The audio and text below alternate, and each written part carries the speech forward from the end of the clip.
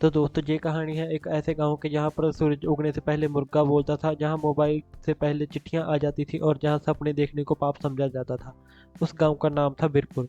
छोटा सा गांव, लेकिन एक दिन पूरे देश का ध्यान उस गांव की ओर आकर्षित हो गया, और ये सब हुआ सिर्फ एक लड़के की वजह से, अर्जुन। अर्जुन एक किसान का बेटा। उसके पिताजी हल चलाते थे और माँ मिट्टी के चूल्हे पर खाना बनाती थी। घर कच्चा था, दिल में कुछ पक्का था, जिज्ञासा। जब बाकी बच्चे क्रिकेट खेलते तो अर्जुन एक पेड़ के नीचे बैठकर ट्रांजिस्टर को खोलता। पड़ोसी भी उसे देखकर कहते, इसका तो दिमाग खराब हो गया है। लेकिन माँ मुस्कुरा कर और उसका साथ देकर कहती, बड़ा होकर कुछ बड़ा करेगा मेरा बेटा। और फिर गांव में तूफान आ गया। तेज हवाएं चली, बिजली की चमक और फिर जोरदार धमाका। गांव के दक्षिणी जंगल की ओर से धुआं उड़ रहा था। लोग डर गए थे और घरों में बंद हो गए।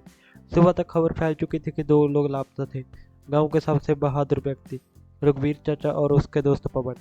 उस दिन गांव में दहशत का माहौल था। पंचायत ने ऐलान किया कोई भी जंगल की ओर ना जाए। लेकिन अर्जुन को चैन नहीं था। उसने अपनी माँ से झूठ बोला, मैं खेतों की रखवाली करने जा रहा हूँ माँ, और निकल पड़ा जंगल की ओर। जैसे जैसे वो जंगल की गहराई तक गया, हर कदम पर पत्तों की सरसराहट और पेड़ों की फुसफुसाहट और कहीं दूर भौंकते कुत्तों की आवाजें।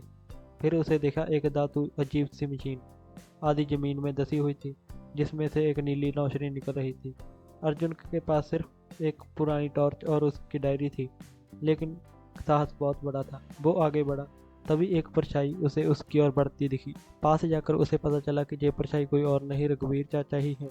उनका चेहरा बहुत बदल गया था और आंखें लाल, और बोलने का तरीका भी अजीब था। उन्होंने अर्जुन से कहा, वापस जा, तुम्हारा काम नहीं है जी। पर अर्जुन डरा नहीं। उसने सब नोट किया, तस्वीरें खींची और किसी तरह गांव लौट गया।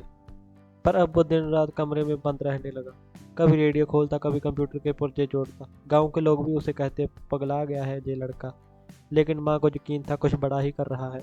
फिर एक महीने बाद अर्जुन पंचायत के सामने आया। उसके हाथों में एक छोटा सा यंत्र था। उसने कहा, ये डिवाइस उस मशीन की तकनीक से बनी है जो कि इंटरनेट को हवा में भेज सकती है बिना किसी तार के। लोग हंसे और कुछ डरे हुए थे। लेकिन अर्जुन ने स्कूल में पहला वाईफाई चालू कर दिया। बच्चों के हाथों में मोबाइल नहीं थे, लेकिन ज्ञान की रोशनी गांव में फैल चुकी थी। इसके एक महीने बाद दिल्ली से वैज्ञानिकों की टीम आई। उन्होंने बताया कि जिस मशीन को अर्जुन ने देखा वो एक सैटेलाइट का हिस्सा था, जो कि अंतरिक्ष में टूटकर बिखर गया था। और अर्जुन ने उस टूटे हुए हिस्से से एक नई क्रांति ला दी। आज के समय में अर्जुन भारत का सबसे युवा विज्ञानी है। उसे नासा से बुलावा आया, लेकिन उसने कहा, मैं पहले गांव के बच्चों को पढ़ाऊंगा, क्योंकि जब गांव उठेगा तभी तो देश आगे बढ़ेगा। तो दोस्तों, अगर आपको ये वीडियो अच्छी लगी हो तो चैनल को सब्सक्राइब करें, लाइक करें और शेयर करें उन लोगों के साथ जिनको मोटिवेशन की बहुत ज़रूरत है। धन्यवाद।